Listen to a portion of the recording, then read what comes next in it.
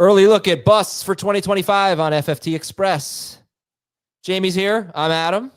We just did a show talking about a mock draft, justifying our picks. It was fun. You should check it out. But if you're here to hear about some early bust candidates, Jamey's got you covered. Who we starting with? So it's kind of like a guess the ADP, do not draft list, bust, all kind of rolled into one of players that just make me a little bit nervous. And I'll start with the headliner, which is Saquon Barkley. Coming off the year that he had was clearly amazing. And I was in the Barkley camp last year, so I was excited to draft him. But just looking at the history of 2,000-yard runners, the follow-up year has not been very good. You'll see all that stuff on the site probably by the end of the week. It's a bad history of the previous 8 guys who have done it. They're good the following year, except for 2 that got injured in terms of Jamal Lewis and Terrell Davis. But Derrick Henry and Terrell Davis. The numbers aren't great in terms of the yardage. And so how much will he fall off? Then you factor in all the work that he had.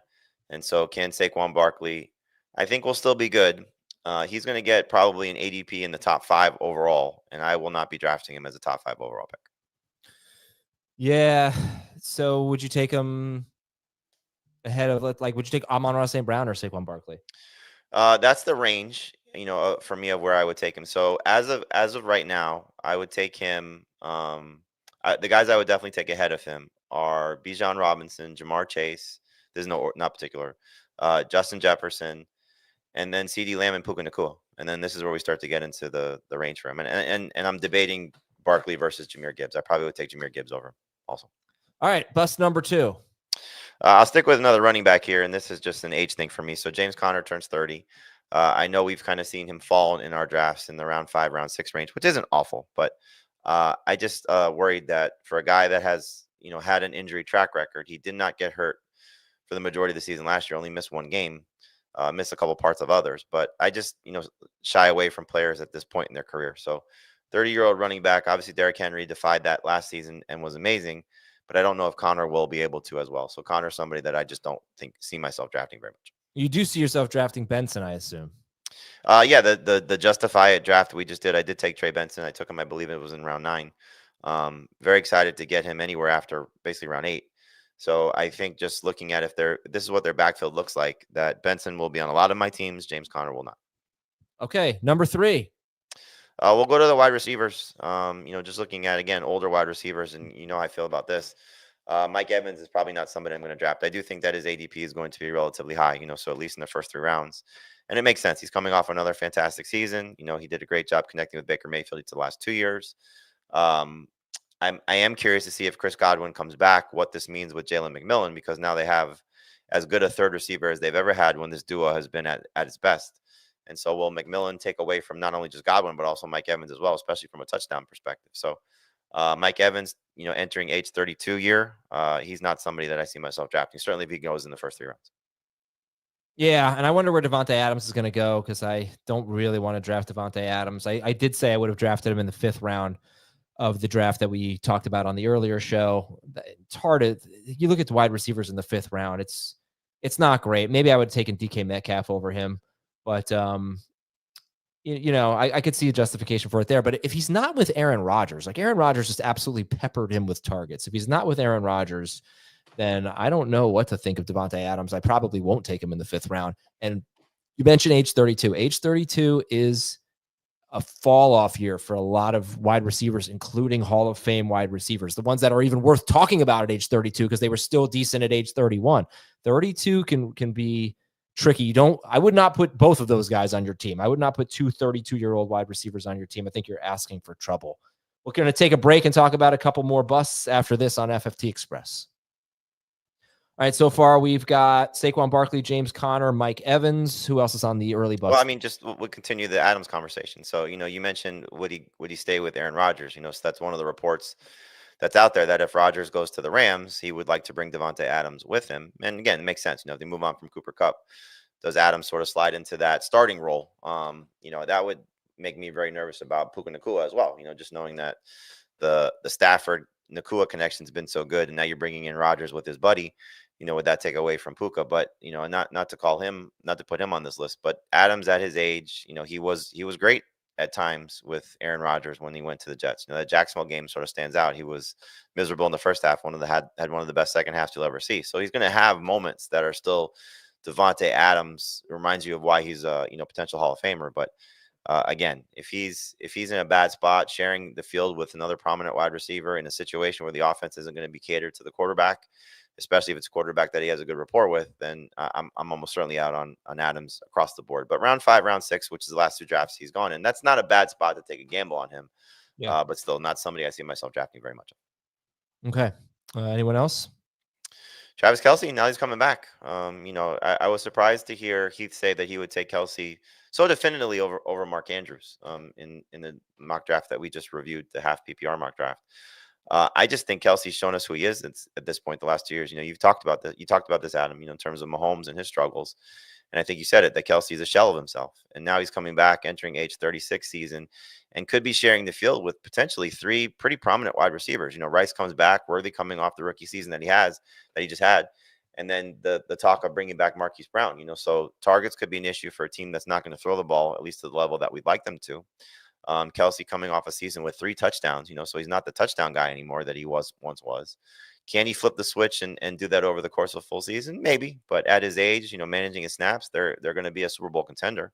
So they want to make sure that he's, playing at his best end of season, which is what we saw. You look at his numbers, first playoff game, last 2 or 3 regular season games, he started to look like Travis Kelce again. That Pittsburgh game, for example, he was Travis Kelce, but that's not helping fantasy managers throughout the course of the season. So Kelce will not be somebody that I'd be targeting, and we'll see if he gets drafted in the first 7 or 8 tight ends based on his ADP.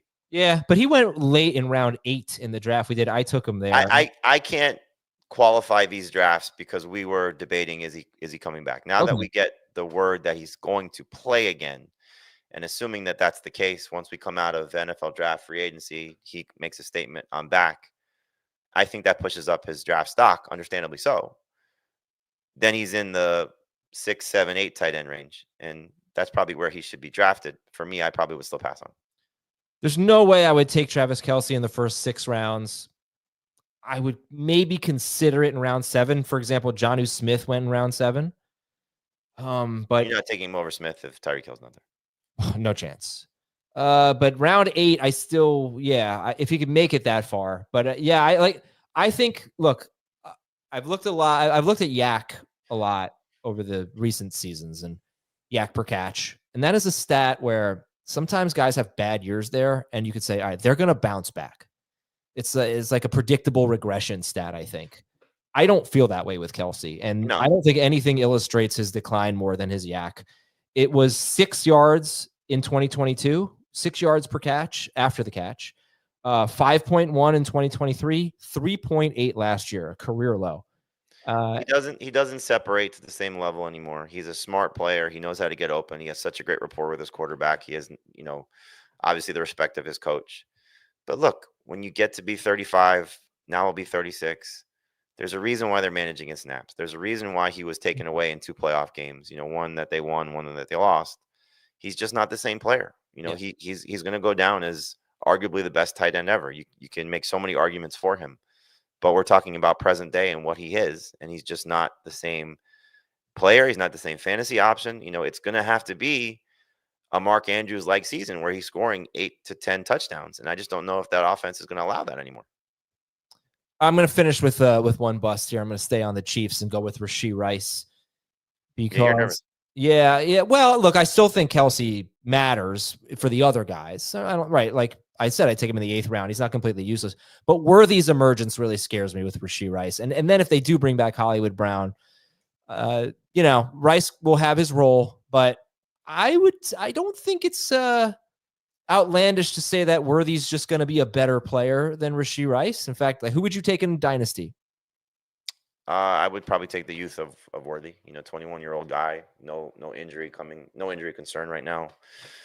I think if you're looking at it, and this kind of ties into everything, Rashid Rice related, like you almost, this is going to sound funny, but you almost like you want a suspension for him, right? Because it alleviates the concern of having to reach for him too soon with the uncertainty of his knee, and then you get the discount of what he could still become. Yeah, He was so good. It's really hard to overlook how good he was. End of his rookie season and then beginning of his second season. But that was also noteworthy on the roster. Travis Kelce's decline, and then noteworthy emerging this year, the start of the season. Plus no Marquise Brown. But you're right. But the problem is, for me, like everything you're saying is backing up my bust case for him. I don't know where his ADP is going to be, but right. I think you took him 36th. I wouldn't take him there. Rashid Rice. The problem is I sort of have this philosophy that when a young player does really well, you just buy into it. You don't want to make these excuses for it because, you know, the fact that they are able to produce like that should matter. And I think Amon-Ra St. Brown is a perfect example. Last 6 games of his rookie season, he was insane.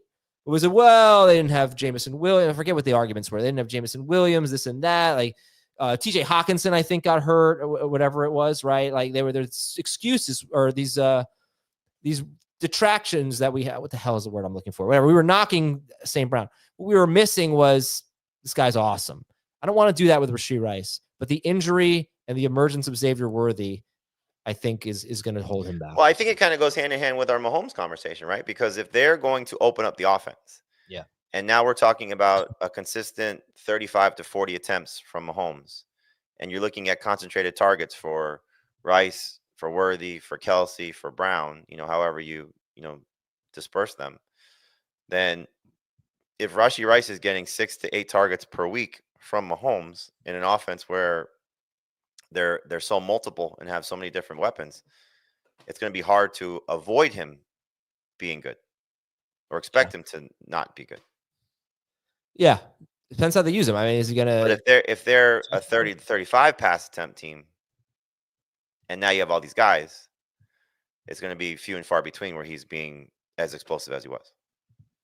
Well, the good news is detraction was a word that I think did work there. I Googled it, and AI told me that it was an appropriate word. So that's really all I care about here. My reputation is intact. Not that I had much one to begin with. Okay, see you later, everybody. We'll talk to you on Monday on FFT Express. Hope you have an awesome weekend. Adios.